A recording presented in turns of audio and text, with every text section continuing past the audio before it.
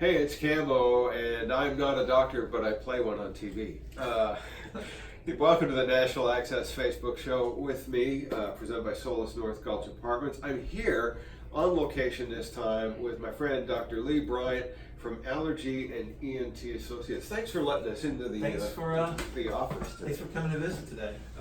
We thought, because Nashville is a hotbed of allergies, we thought it would be great to sit down and talk to you about what allergies are like here for people, and that how much it affects people that are singers, and because you have a lot of clients that are artists as well. Tell us a bit about Allergy and ENT Associates first. Well, we're a practice that's been in this area since 1973. Yeah. We have 5 physicians and 3 nurse practitioners and PAs and several audiologists, and so we cover the greater Nashville area in the mid-state. And we do both general adult and pediatric diseases of the ear, nose, and throat, but we're also allergists. And so people with ENT problems and allergies and asthma can kind of come to for one-stop shop. I fit into all those. Middle Tennessee's rough. It is. We also take care of a lot of the professional singers and songwriters, people that professional voice users. Yeah. When you're an ear, nose, and throat doctor in Music City, obviously we're going to see people that that have issues with their larynx. So. I can't tell you the amount of people from the allergy standpoint that I've had on the show that they get that little ball right there. And it's like, oh, I gotta stop and try singing again. And we just had an artist, Zoe, who's our UK co-host now. She came into Nashville and immediately was hit, and so I had to go and get her a steroid shot. Yeah. And a Z-Pack to get her through it. Yeah, yeah. What is so particular about this area that drives people crazy? Well, really, in Middle Tennessee's rough if you're a patient. Maybe it's okay if you're an ear, nose, and throat doctor. But we have a lot of things. It's really multifactorial, and the fact that Middle Tennessee, our climate, we really have 4 distinct seasons. We've got a long spring. We have a long growing season. We've got the hot, dry summer. A terrible ragweed season in the fall, and then we do get a little bit of winter weather as well. So we have 4 distinct seasons we have where it's a very fertile area, lots of pollination and things growing. But on top of that, things that adversely affect our air quality would be, I would say in the last decade or 2, the Nashville has just been a boom town. And we've had a rise in industry. The plants like Nissan have moved in, that sort of thing. If you think about it, most big cities in this country, big cities just have a couple of interstates, but we've got 3 interstates that trisect our area, lots of people coming through, lots of pollution. So we've got the terrible pollen, we've got the bad air quality, and the last thing is geographically, we sit in a basin, it's sort of low geographically with the Cumberland Plateau around us, and it takes a weather front to sort of come through and flush that bowl out, if you will. And so we've got this combination of high pollen, bad air quality, and kind of sits low in this bowl, if you will, and it just, our air quality index here is probably one of the worst cities in the country, top 10 for sure. I think last time I checked, we were worse than LA with regard to air quality. So it's not good news for our singers and our people that use their voices professionally. It's funny, I don't know whether it's true or not, but I've heard the story that the Native Americans would never settle here. They would hunt here, but then they'd get out of it because it was so bad even then. Right. Yeah. Right. I don't know if it's true or not, but it's a great story. I mean, for myself, I never had allergies in my life, and come here 8 years ago, and I get hit with everything. And is that unique, or do you find a lot of people? It's very common. Typically, when someone is relocated here from, say, a coastal climate or this dry southwest with less humidity and pollen, they're not so bad the first 2 or 3 years. Usually it's that 3rd year, because once you move to a new area, your immune system, if you have the genetic predisposition to have allergy, you've got to see the pollen for a little bit of time to become sensitized. And so they've got to see 2 or 3 Tennessee springs and falls. And so it's real common, like, when did you move here?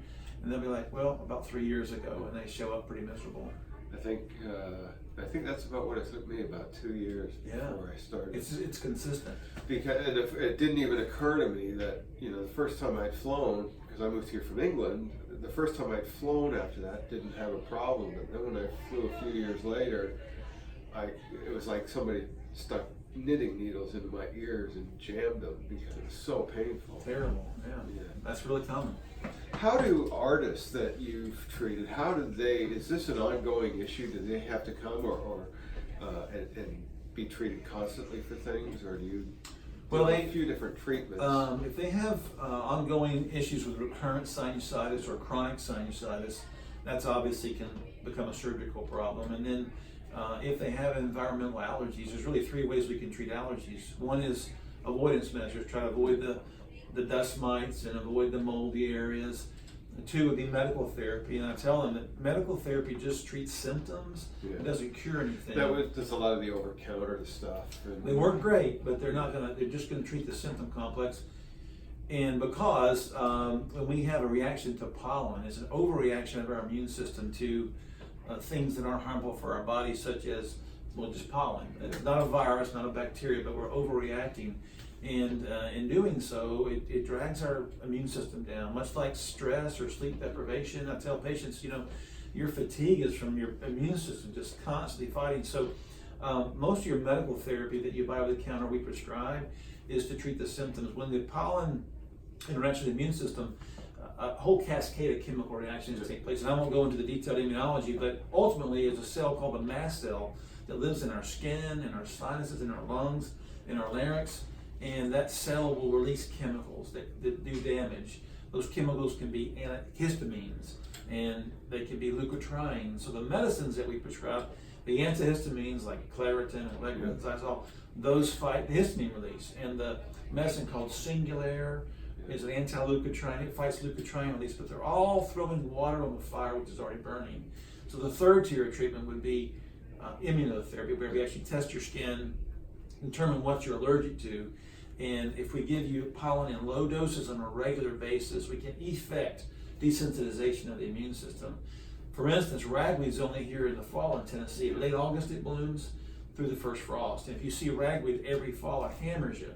But if I can give you a little ragweed all year long, your body begins some desensitization. So when you have the exposure, you don't react to it, as opposed to reacting and taking medicines for the reaction. Yeah, I mean, you mentioned those drugs, and I'm on all of those. Right. Because I have it all year round. And a lot of people will say, oh, well, when it rains, aren't your allergies better? And it's like, no, it's worse. It stirs everything up for me. Yeah.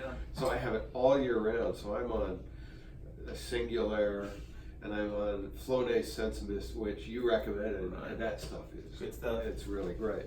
But you're right, it's just all treating the symptoms. Has this year been particularly bad compared to past years? It feels like it to me. I think what's unique about this year, we had a very mild winter, and it appears that I think that things started to pollinate a little early, but we've had an atypical year. We've had a lot of rain this year. Yeah. If you look in the Middle Tennessee area in mid-July, usually the median of the interstate's brown.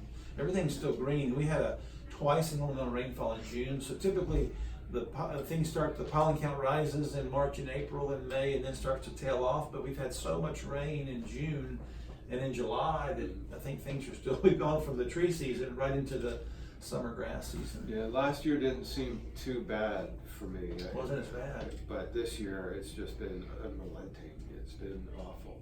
And then the thick, humid heat and the humidity stuff. Are people they come to Nashville and get hit with all this stuff?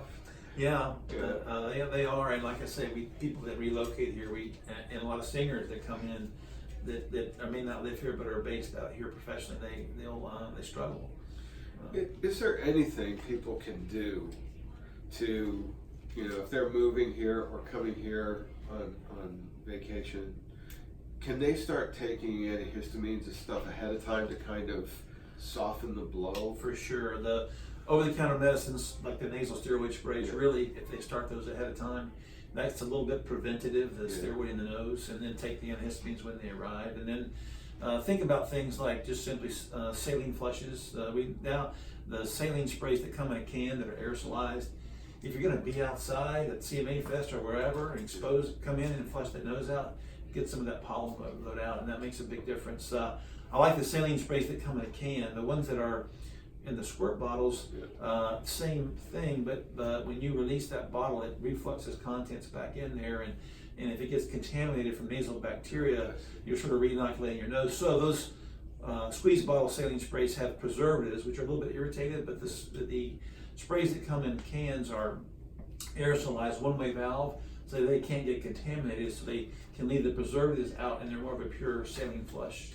So the saline sprays are good, the saline irrigations are good as well. When you go on Facebook, and of course Facebook is just full of good advice, when you go on there and say, oh, allergies are bad today, the first thing everybody says, well, try local honey.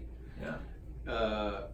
Or try the flushes, neti pots and things like that. How effective are those kind of things? I'm a big believer in the flushes and the neti pots to decrease the pollen load, much like we try to avoid mold exposure at home and dust mite exposure by encasing our pillows. So I think this keeping the nose clean makes sense. Now, as far as local honey, that is, if you're doing that just for a short term, that will make no impact, but it'll make a big impact long term. If you went back a century and asked a Tennessee farmer, hey, how do you get rid of hay fever? They said, we'll take a little local honey every day. And like I mentioned earlier, immunotherapy is where we give your body what you're allergic to in low doses to develop tolerance. So local honey is, the honeybees gather the pollen, and so not for dust mite, not for mold, not for animal damage, but for pollen allergy, a little bit of local honey every day over time can effect desensitization in a crude form, much like allergy shots can. So I highly recommend that. Really? Yeah. Because I tried it, and then I felt my allergies just got to the point where this is not doing any good. But you would still recommend? I totally recommend it. And it has to be the local honey wherever you live, not, you don't want to take Tennessee honey back to where you're from and figure that's going to do the work. I do it every day myself, by the way. Wow. And I'm on allergy shots as well. Yeah. So. Wow. So you mentioned about ragweed season. What is it that's so evil about ragweed that hits people so hard? For some reason, the ragweed is so crazy prevalent in the Middle Tennessee area, and I wish I had a picture to show you guys what ragweed look like. But the two big ones here are ragweed and goldenrod, and they both have a yellowish. They're tall plants that can be 4 to 6 feet tall. And the goldenrod has a yellowish. They look really nice. Yeah, they're pretty. They're very pretty. But if you look around, they're on the edges of golf courses. They're all along the roads. It's just everywhere in Middle Tennessee, and it just floods the air with ragweed pollen. Yeah, everybody posts pictures of nice plants and things like that. And, oh, isn't this pretty? And I see that, and it's just like, no, not pretty. Right. So, what would you recommend to people when they come here and they start noticing they're getting hit with allergies? Come and see you, make an appointment here? I think that it depends on the situation. If somebody really is hammered with allergic rhinitis on a seasonal basis, say they're really rough for 4 to 6 weeks in the spring and 4 to 6 weeks in the fall at ragweed season, we don't want the treatment to be worse than the problem. So those patients may be managed over-the-counter allergy medications during that time period. If they really get worse, they can come to see a healthcare professional, maybe get a burst of steroids twice a year, there's no long-term contraindication to short bursts of steroids on an irregular basis. And then if they find that over the whole year that their activities of daily living are affected because they're suffering from symptoms, then that's when it's time to see your local allergist or ENT doctor to sort of talk about other options. We have to sort of sort out whether it's a structural, mechanical problem with the sinuses or more of an allergic inflammatory problem. Some people with allergies left untreated will develop, nasal polyps and chronic sinusitis and that sort of thing. So that's kind of an end-stage patient. And so we have to address the sinus anatomical structural problems with sinus surgery, drain the sinuses, help them drain better, fix the blockage, fix the plumbing problem, if you will, and then treat the allergies on the other hand. When you were talking about immunotherapy, people always say, oh, I don't like needles, I don't want to do the shots. Is there an alternative to that? Certainly is. We offer sublingual immunotherapy, which is a little controversial in the United States for a while, less controversial now because it's starting to become FDA approved for 2 or 3 different pollens for grass and ragweed. There's a pill that we can prescribe for ragweed now and for grass. Wow. But for many years in this country, allergy shots were felt to be the standard of care and were FDA approved. Despite great literature, the European literature that sublingual, that's under the tongue treatment, is just as effective. And so if you go to Europe, you will find that the allergy drops, if you will, are as popular as the shots, if not more so. Whereas in the United States, we have more shot patients. Because literature has been so strong, we've offered this for many years in our practice, and we find that it works really, really well. And in fact, the last few years, 10 years, the science has been worked out, and it's been shown that the immunoregulation that takes place with allergy shots, same thing happens with allergy drops. It's just as effective, safer, and it can be done from home and get to maintenance faster. So it's a great alternative. Yeah, because if it's shots, you have to come in and make an appointment, come in, get your shot, and sit around for 15 minutes to make sure you don't have a reaction to it. But with the drops, you can just do that at home. You buy the drops, and correct, you're good to go. And they work great, but especially for kids. But the determining what you're allergic to, that's still the old-fashioned. The skin test, the little prick test on the skin, and for patients who have certain conditions where that's contraindicated, make something called dermatography, a real sensitive skin. We can draw blood and do blood testing as well for allergies, and still treat off of that. The blood testing is not quite as sensitive as skin testing, but it's still a valid alternative. Puts you in the ballpark. Yeah. Nice. How are you enjoying doing what you do? Well, as a patient, I have allergies. I'm a Middle Tennessee native, and I have a bad asthma, and so I can relate to the patients, and so so I'm on treatment myself. But that's good, because a lot of times it's, well, you don't understand what I'm going through, but you do. Right. I grew up here, and I was on immunotherapy as a teenager, and my hobby growing up was horses, and I used to compete in some rodeo and broke horses, and was on shots and pretty good. And then I spent, I guess, about 14 years of college and medical training to become an ENT surgeon, and I was sort of away from the horses for a while. But when I moved back to Middle Tennessee and started this practice, joined this practice, and got back into horses again, I couldn't be around them. Wow. The brushing a horse or the dust in the barn and mucking the stalls, my eyes would close up, I would wheeze. I was in really bad shape, and so at that point I was on an inhaled steroid for my asthma, an antihistamine, a nasal steroid spray, and the Singulair that you're on, the Montelukast, and still miserable, and I couldn't ride horses. And so I tested myself and got back on the immunotherapy. And then the first year I wasn't a lot better. In year 2 I got sick a lot less, and by year 3 I was off most medication, and I ride regularly, and I'm fine. So it's amazing how my quality of life is better on treatment. Is immunotherapy a lifetime thing, or do you get to a point where, okay, we've built your immune system up enough, you're done? The book said, the literature says that 3 to 5 years. We build you up to a maintenance dose, and then you're on that maintenance dose for 3 to 5 years, and it's supposed to effect long-lasting desensitization. I've had some patients that have sort of backslid and required treatment again. That was me. I'm kind of on treatment for life. We can back the frequency down to every other week or so, but it just depends on the patient. It's interesting, the patients come in to me and I'm like, you've got terrible allergies, I'm gonna require a once-a-week shot, and they're like, there's no way, doc, I don't have time to come in, I'm not gonna spend money on this.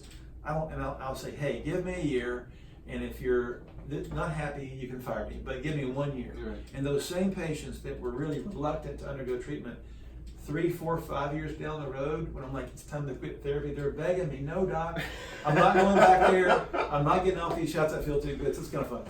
You mentioned about the physical things, the nasal polyps. When you say polyps, that can bring up some disturbing things. What are nasal polyps? Typically, they're not cancer. That's the first thing people are concerned about. When you have allergic inflammation in the nasal cavity, the lining of our nose is the same lining that lines our lungs. It's respiratory epithelium. And it's what's interesting now, we've learned, it's called the unified airway theory. We've learned that allergy affects different target organs the same, and it's the same disease, just different places. If I were to biopsy your lung and biopsy your nose, the lining, it would be exactly the same tissue. When allergy affects each, there's an infiltration of an allergic cell called eosinophil cells And so if we biopsy the asthmatic, we see eosinophils. If we biopsy the nasal allergy patient, we see eosinophils. Same disease. So really, what polyps are, inflammatory response happens in the sinus cavity, and if that is left unchecked for too long, as that sinus lining becomes inflamed, it starts to swell, and it forms these sort of fleshy growths. There's basically a swollen sinus lining. Then, when they get big enough to block the sinuses can't drain and is chronically infected. So, we found that patients that have treatment for their nasal polyps and their allergies, the asthma seems to get better. Right, because for me, and no doubt for you too, the asthma is a byproduct of the allergies. If you don't look after the allergies, you run the risk of getting the asthma attacks. Right. Most patients, I can tell when they start to cough and wheeze and how their nose is flaring back up. Yeah, just been a symptom I've had. So we've covered immunotherapy and polyps. Are there any other common things that people come in for to see you as an ENT? Well, with regard to allergy, we see asthma, nasal allergy, chronic sinusitis, recurring sinus infections. Allergies affect our skin. A lot of patients with hives and what we call chronic urticaria, that sort of thing. I wanted to mention one thing that you mentioned, preventative measures. Right. I want to backtrack a little bit. Things that we can do in the peak pollen season would be, the pollen seems to be the most high in the air between 5 and 10 a.m. on a warm, dry day. And so if people like to exercise outside, I would recommend that they do it in the evening time, maybe during dusk, where the pollen count's a little bit lower. And then if you're going to be out there in the elements, say on the weekend outside all day, it's good to come in and take those clothes off and take a shower and flush the nose out with saline, try to decrease your pollen load. But certainly the pollen counts are higher in the morning. Now, rain will tend to beat that pollen back down. So on a rainy day, if it's actively raining, it may knock it back down, and so that it's not so bad. But when it rains, things start to grow. So usually a few days later, it comes back with a vengeance. Yeah, I get about 3 hours outside. That's about all I can stand. Yeah. For my singers, we talk a lot about vocal hygiene, particularly singers with allergies. And I know you have a large following of professional voice users and singers and songwriters. And I liken it to an instrument. Someone that plays an instrument player, someone that plays guitar or plays keyboard or percussionist. I'm like, you take really, really good care of your drums or your Gibson or whatever it may be. But our singers, their instrument is their larynx. And so I really focus on taking care of that larynx, what I call vocal hygiene. So we try to talk to them about not only treating the allergies, but when your nose flares up, you have postnasal drip and drainage, which can adversely affect vocal performance.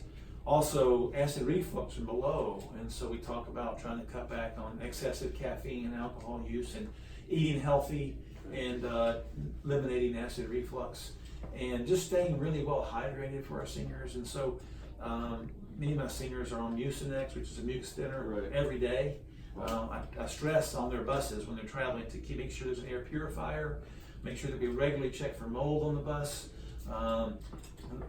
keep the smoking off the bus, and to be a really healthy lifestyle to keep that larynx singing well. It's amazing how singers in the 70s and 80s survive. I don't know, I warmed up with a cigarette, but I had a singer a couple of years ago that was really struggling for several months, and hoarseness and a chronic cough and difficulty getting through shows, and we treated with everything we could treat with, and lots of steroid burst, and we found out that there was a little leak in the refrigerator on the bus, and it had gotten under and behind things, infested with mold, but no one had any idea. And so sleeping on that bus every day was just, and once there was some mold remediation, everything cleared up, and we got the range back. The range had gone. So wow, that's amazing. There's so many ways it can get you. Yeah. It's Allergy and ENT Associates, and Dr. Lee Bryant, man, thanks for being on the show. Thanks today. for having me. We're in Hermitage, Tennessee, and we're also out in Lebanon, Tennessee, and feel free to reach out to us if you have allergy or ENT problems. Make sure you do, because I can really attest it's brutal if you don't talk to guys like these. We're at www.myallergyent.com. Excellent. And all over social media as Correct. well. Yeah. Excellent. Thanks for watching the Nashville Access Facebook show today with Camo and my guest, Dr. Lee Bryant of Allergy and ENT Associates. And make sure you reach out to them if you're having some issues. Probably through their primary care first, or can they? Either way, it depends on the insurance plan, but they can either way reach out to us, and we'll take care of the rest. So. Thanks for watching. Make sure you catch me on Chris Country every Sunday from midday following the Bobby Bones Show, and on 88.9 Tamworth Radio with Jody Crosby and John Wolf every Thursday morning. We'll see you next time. Thanks, Camo.